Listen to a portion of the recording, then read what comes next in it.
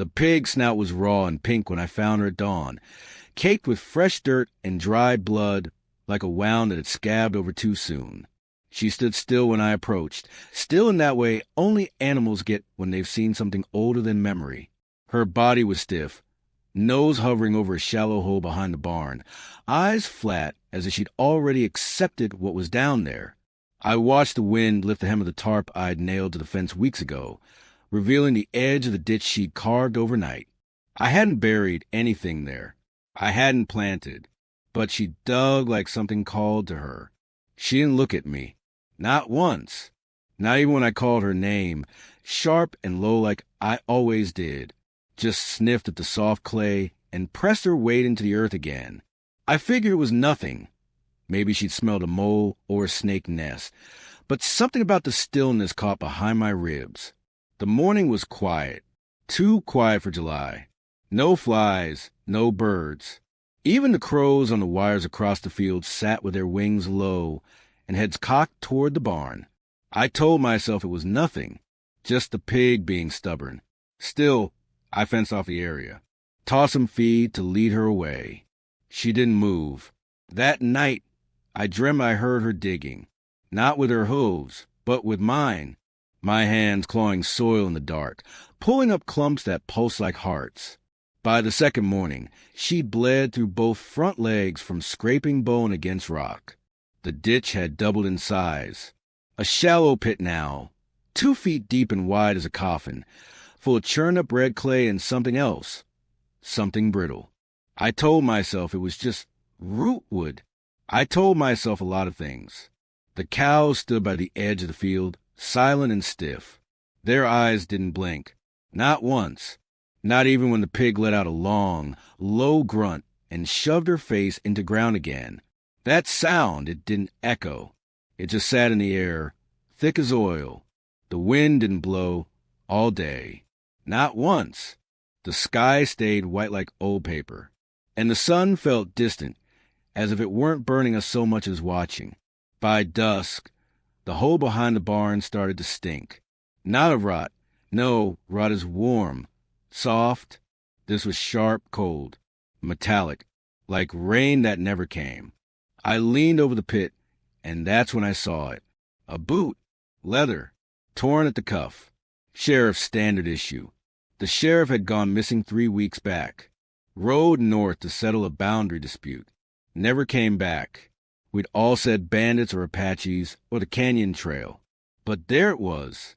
Just one boot, peeking out of the mud, toe pointing straight at my chest. That night, the coyotes didn't sing. The stars didn't come out. I sat on the porch with my rifle on my lap and my hat over my eyes. But I didn't sleep. I couldn't shake the sound of her digging. By the third day, I gave in. I fetched a shovel. The pig stepped aside, as if she'd just been waiting. I dug slow, careful. The earth was soft in some places, hard as concrete in others. Every strike of the shovel echoed like I was hitting hollow bone, and then it gave way. I pulled out the second boot, still laced, still full, and under that, the remains of a belt buckle, rusted but ornate, sheriff's initials carved into it. But the thing that made my breath stop wasn't the items. It was the way they were laid, clean, ordered, as if someone had undressed them piece by piece and tucked each part into ground like ritual. The pig grunted once, then turned and walked away. That night, my dog started howling at the sky, but there was nothing up there, just that flat, pale sky and the wind that never moved. On the fourth day, the power in the house flickered. Not out, just enough to notice. The lights would dim for a breath, like something passing between the wires and the source. And the animals, every single one, refused to eat. They stood still in the fields, facing the barn. I walked out and saw them, birds circling above the pit now, in strange, slow spirals. 3 vultures, flying wide but never landing. I went to the ditch and saw the soil had changed. It wasn't dirt anymore. It pulsed, breathing, not visibly, but I could feel in my boots a slow throb like a second heartbeat beneath the earth. The pig came again at dusk. This time, she didn't dig. She just lay beside the hole, belly pressed flat against the edge, watching. That night, I dreamed of roots. Not tree roots, but something older, spines of beasts that moved in silence. Not crawling, not swimming, just shifting. They whispered in a voice older than sound. I woke with a bloody nose and the taste of iron in my mouth. The fifth day, the dreams didn't stop when I woke. The air shimmered like heat over the fields, but it wasn't hot. It was cold, bone-deep cold, the kind that lives in catacombs and wells. The barn door creaked open on its own. The wind didn't do it. Inside, the light was wrong. My lantern flickered, not like it was out of oil, but like it was trying to say something. I walked to the pig's sleeping corner. There were prints there, not hoof prints, not boots, bare feet, long-toed, pressed into the dirt as if they'd stepped out from the ground. That night, the pig screamed, not oinked, screamed, like a child, like a woman, like the wind in a dead canyon. By the sixth morning, the ditch was gone, not filled, not collapsed, just gone. The hole had become a shadow, flat, silent, and smooth as glass. No dirt, no boots, no smell, just a black shape that soaked in the morning light. The pig was dead beside it, not torn, not eaten, just gone behind the eyes. I buried her with my own hands. I didn't say a word. That evening, I took my hat off for the first time in years and walked to the edge of the barn. The wind finally blew again. Soft, clean, but it carried something in it, a scent like burnt paper and blood. I looked down at the hole and saw one thing left behind, a sheriff's badge, bent in half, still warm. I didn't dig again. I didn't speak of it. I let the grass grow tall behind the barn. The cows avoid it now. The birds don't fly over. But every so often, when the wind dies and the air goes still, I hear the soft scrape of hooves against clay. And I remember the smell. It was never rot. It was remembering. Something that had waited. Something that wanted to be found. And something that never forgives being disturbed. By the next morning, the cows wouldn't go near the barn. They huddled together at the far fence line, not grazing, just watching. Their breath came out in short clouds, though the air was warm. I tapped the fence post absently, watching them. Even the old brindle steer with the bad leg, he never moved unless prodded, was standing tall, ears forward, facing the barn like it was a storm coming in. I walked the perimeter slow, boots sinking into the soft, red dirt that hadn't seen rain in days. The clouds hung heavy, but nothing fell. Not a drop, just a low hum of silence, louder than any wind I'd ever heard. The pig had returned to the hole sometime before dawn. I found her with her snout halfway buried in the dirt again, but this time she wasn't digging. She was lying still, her body flush to the earth, as if listening. Her ribs lifted slow. Her eyes were open, glassy. She wasn't sleeping. She was waiting. The soil in the pit had changed. No longer loose or crumbly. It was packed now, smooth as if shaped by hands. Except I knew I hadn't done it. And unless the pig had taken up sculpting, neither had she. A smear of soot-like black streaked across the base of the pit. I touched it. It didn't feel like ash. It was wet, cold, and it didn't stick to my finger, just sank through my skin like it had somewhere better to be. I fed the animals like I always did, or tried to. None of them came forward. The goats stood at the far end of the pasture, heads low, ears twitching as if the very air had teeth. The chickens didn't cluck. They just blinked at the barn and shuffled quietly into their coop without being told. That afternoon, the wind changed. It blew in from the west like usual, but stopped halfway across the yard, curling around the barn like it hit a wall. I stood at the edge of the garden and watched the leaves on one side of a bush shiver while the others stayed still. Something was wrong with the light, too. Not the brightness, just the direction. The shadows under the eaves stretched the wrong way, pointed toward the barn instead of away from the sun. I blinked hard, but the shadows didn't move. They just waited. Around sunset, I found the dog. He was my father's before he died, 12 years old, half-blind, one ear torn from a bobcat fight 5 winters ago. He never barked without reason. That evening, I heard him yelping. Sharp panicked. I ran. He was clawing at the dirt a few feet from the pig's trench, scraping with such force his paws were bleeding. His eyes rolled white. When I called his name, he didn't stop. I had to grab him by the scruff and pull him off. He shook in my arms like a newborn. The ground where he'd been digging wasn't deep, just an inch or 2 scraped away. But underneath was that same black smear, the knot ash, and something else, a buckle, rusted, sheriff's initials carved into the edge. But I'd already found his belt days ago. I took the buckle inside, set it on the kitchen table. When I turned on the light, it flickered. I'd replaced that bulb last week. I sat down in the dark, letting my eyes adjust, staring at the metal. It was bent, same as the badge from before. Only now, something new scratched along the back. Not letters I recognized, but they looked carved, not worn. Fresh. Outside, the wind had stopped again. Dead calm. Then the silence dropped. Not quiet, silence. Not even the creak of the porch wood, the hum of the fridge, the buzz of a gnat, like the world had inhaled and forgot how to breathe. And then came the static. Not sound, a pressure in the skull, the kind that builds behind the eyes before storm or seizure. But I'd felt it before, back in the war, when shells were about to land. That moment before sound. I stepped out onto the porch. The sky was wrong. Not black, not cloudy, just blank, like something had scraped it clean and forgot to paint it back in. No stars, no moon, just a solid stretch of white-gray above the house.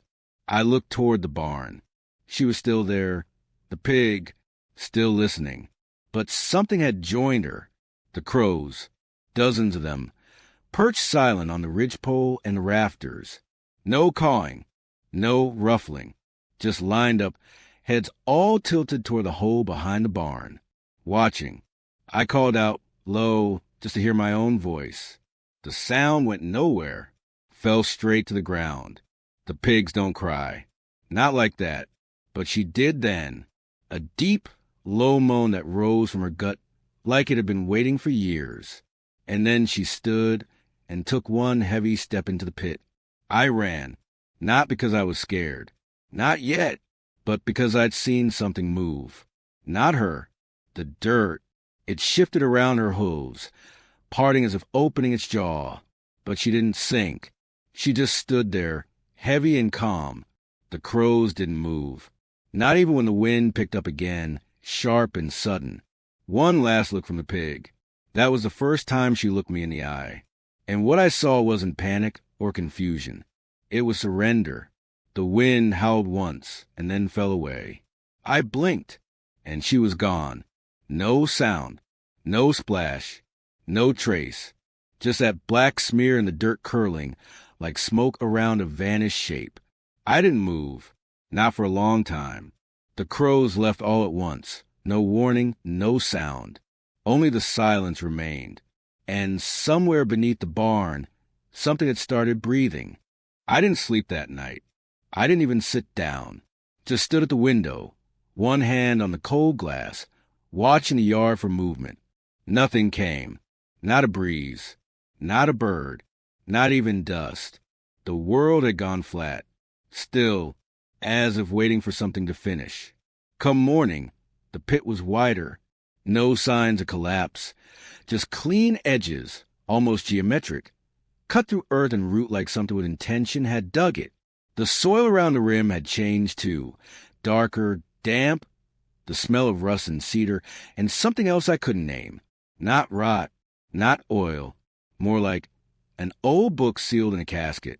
I fetched my shovel again, though I didn't know why. The dog wouldn't follow me past the porch.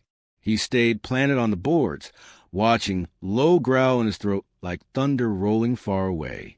The ground resisted the blade like skin stretched too tight. But then it gave, and the smell hit me, like blood, but older, sharper. Something that didn't belong to anything living. I kept digging. 6 inches down, I hit it. Not bone, not cloth, a piece of wood, maybe, but when I scraped the dirt back, I saw it wasn't wood at all. It was ivory, long and curved, not a tusk, too thin, too smooth. It looked carved like a cane, but more delicate, almost ceremonial, and around it a ring of stones, no larger than coins, arranged in a perfect circle around the base, not buried haphazard, placed. I reached down. The ivory was cold, too cold for the heat that hung in the air, and when I touched it, the ground around me seemed to sigh, quiet, like lungs filling under the earth. That's when the pressure returned. Behind my eyes, in my teeth, a slow push from inside the skull, like something wanted out. I dropped the shovel, backed away. The wind shifted. The trees along the north fence line bent east, but the grass at my feet leaned west. 2 directions at once. I don't know how long I stood there, but the light started to ripple, not flicker. Ripple, like a pond surface disturbed by something moving beneath.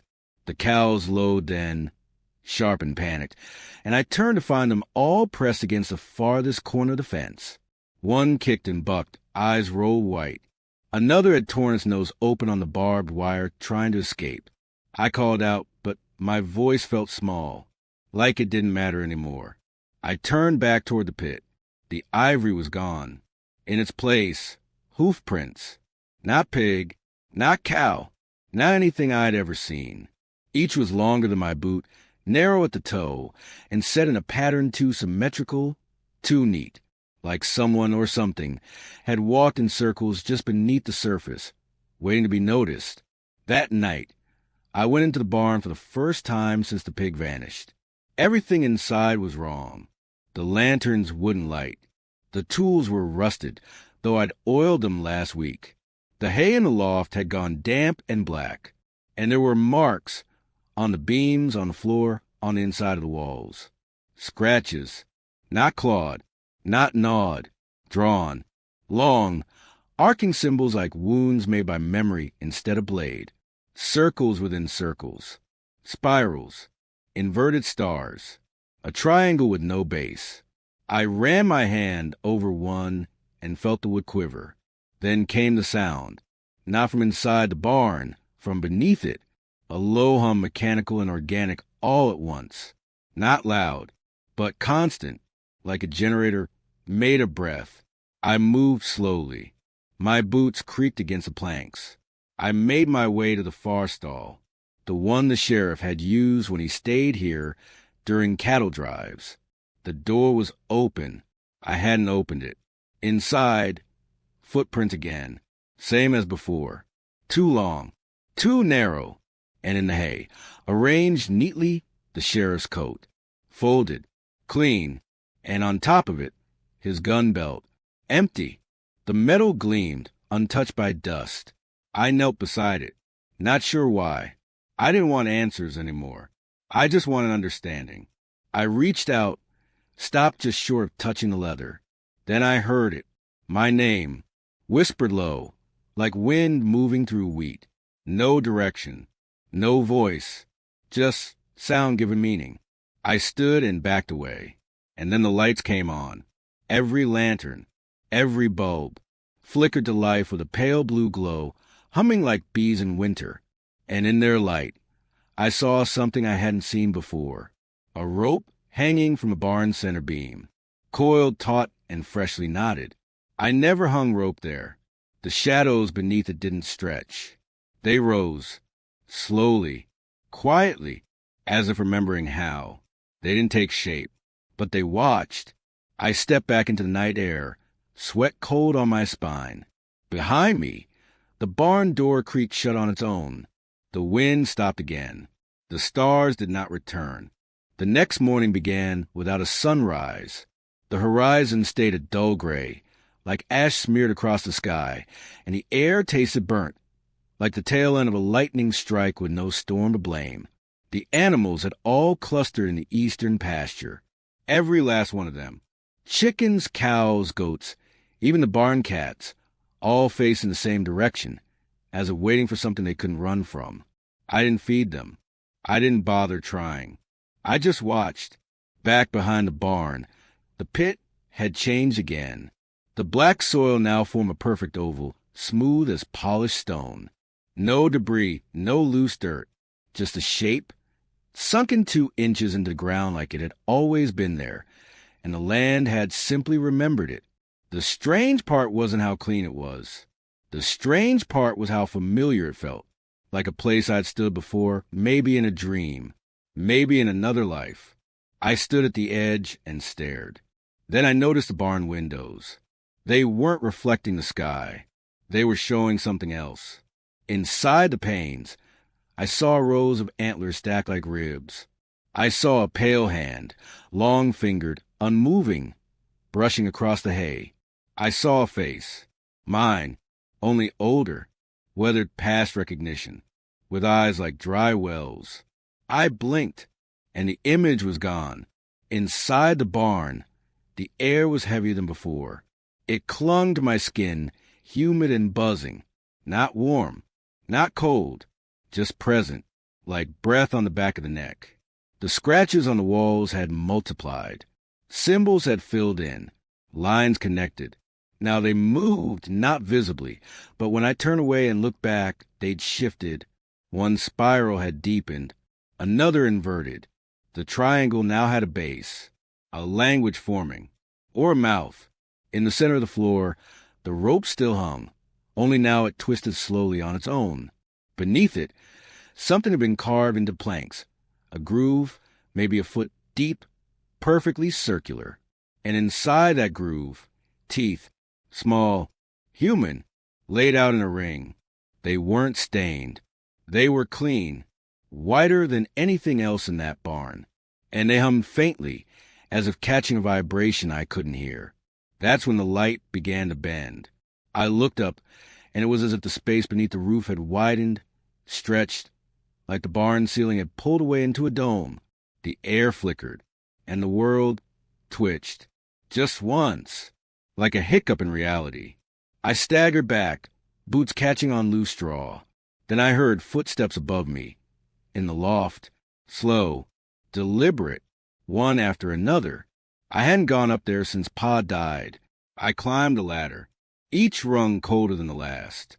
At the top, the light didn't follow.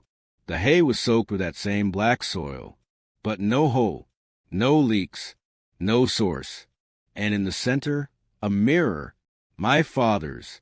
I hadn't seen it in 20 years. I'd buried it with him. And there it was, unbroken, leaning against the bale. But the glass wasn't glass anymore. It rippled, showed scenes I never lived. Me as a child digging in the dirt, not for treasure, but in worship. Me holding the sheriff's boots before they were buried. Me leading the pig to the pit with salt in my hand.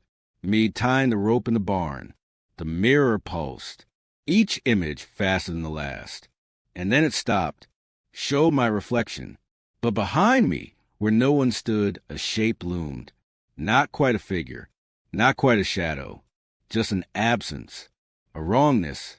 I turned, nothing there, but the wood beneath my feet had softened, sagged inward like wet paper. I looked down and saw a spiral cut into the loft, carved so deep I could see through to the barn floor, where the teeth had arranged themselves into a new pattern, not a circle, an eye, looking up at me. That's when the animals started screaming, all at once.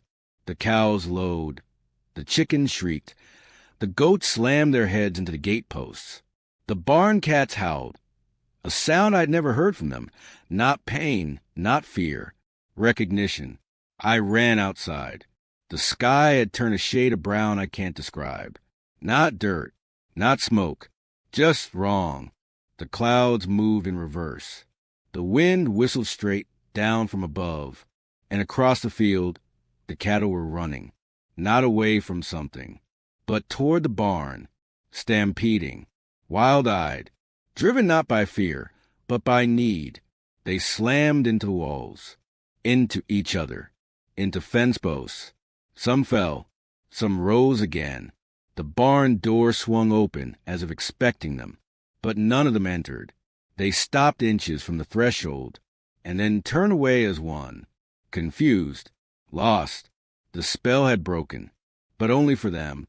I turned back toward the pit.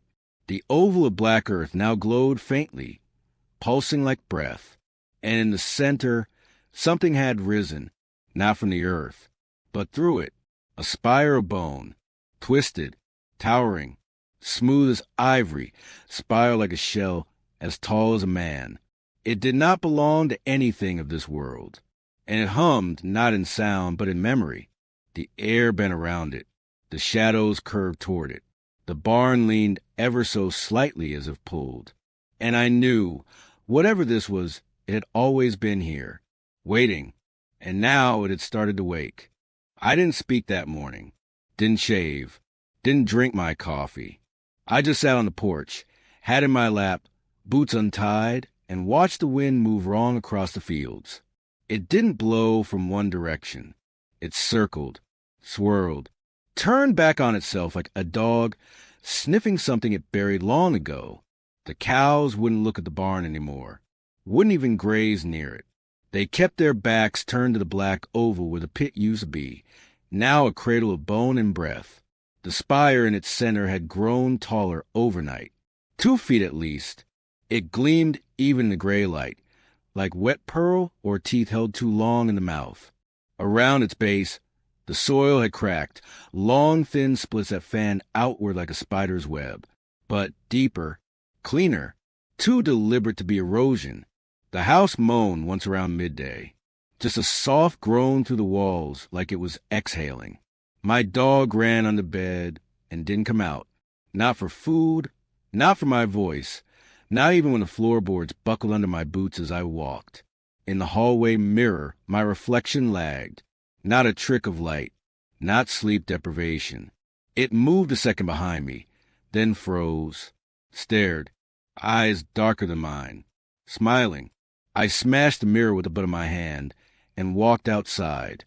I didn't know what I meant to do. Dig? Burn it? Curse it back into whatever hole it crawled from? But when I reached the barn, I stopped, because I heard it again.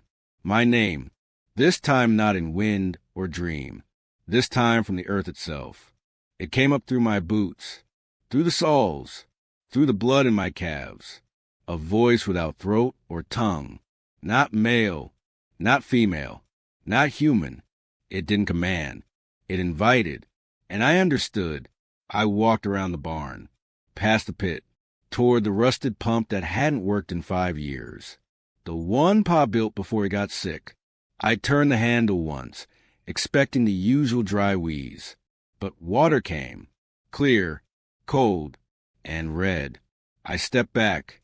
The water didn't pool, didn't spill.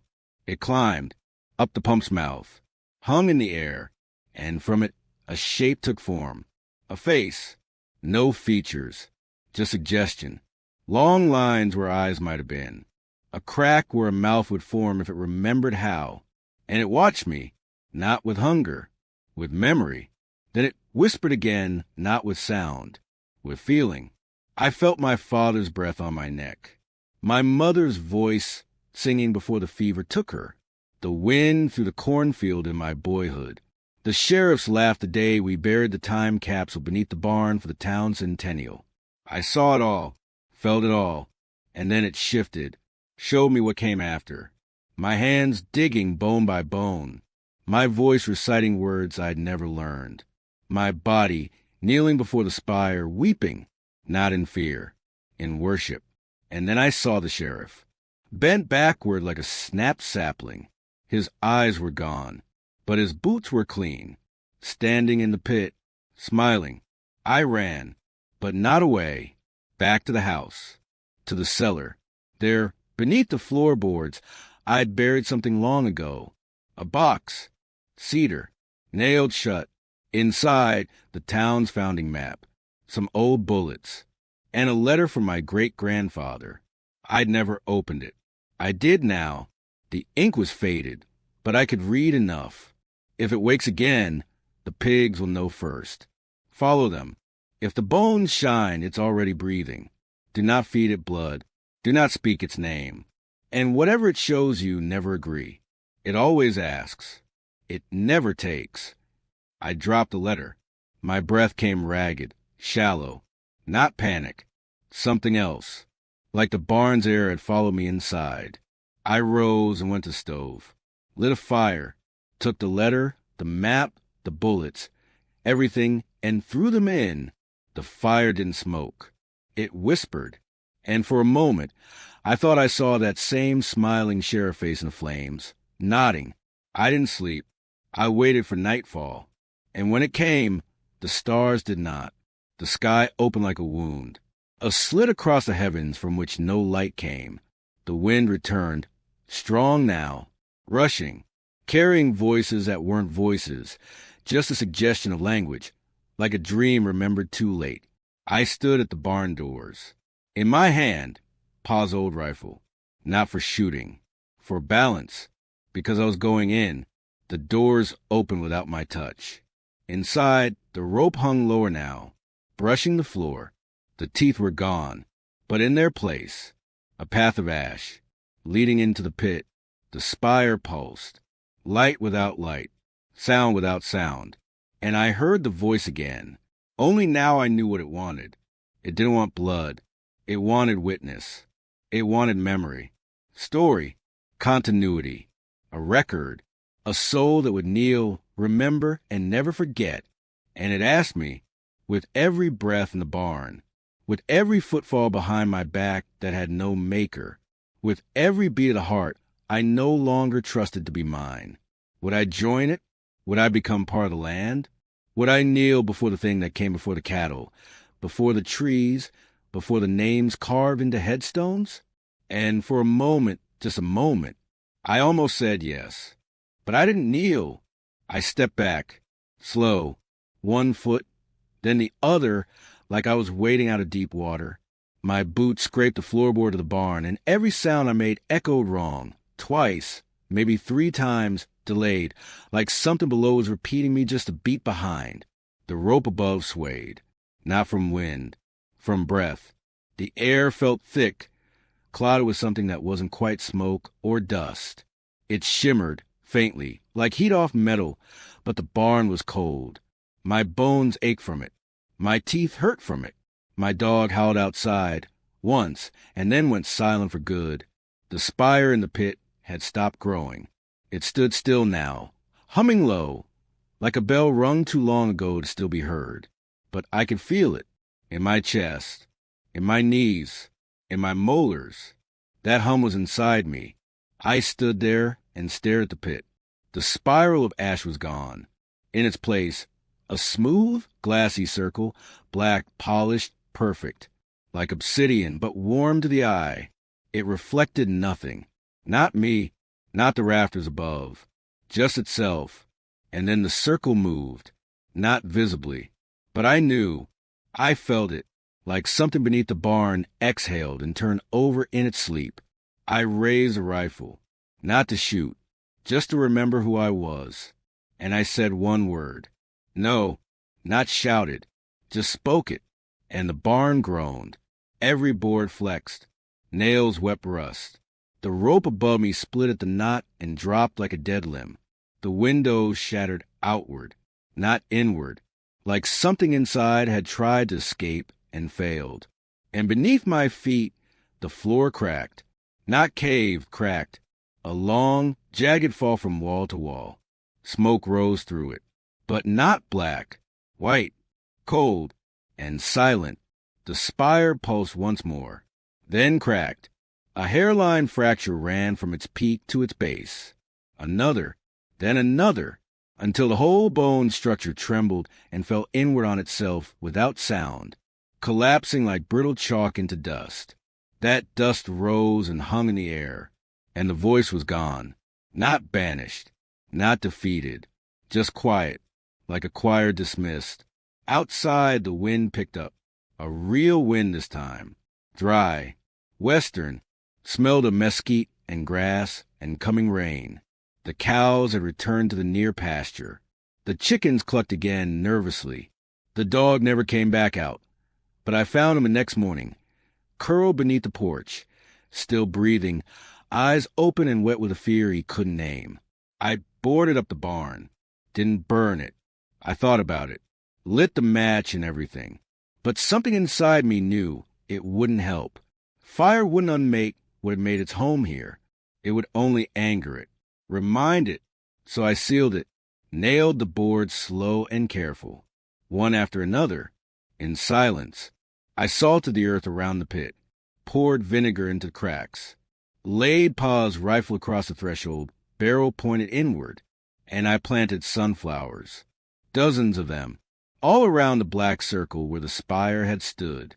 By mid-fall they bloomed, bright, strong, but none of them faced the sun. They all turned inward toward the pit, every last one. The town never asked again about the sheriff. Folks assumed he rode off or got caught in a canyon slide. They held a quiet service and planted a plaque out by the river bend. No one asked me what I knew. I wouldn't have told them if they had. The map in the cedar box turned to dust a week after the fire. The letter curled into itself like a dying leaf. I never saw the symbols again. Not in the barn, not in my dreams.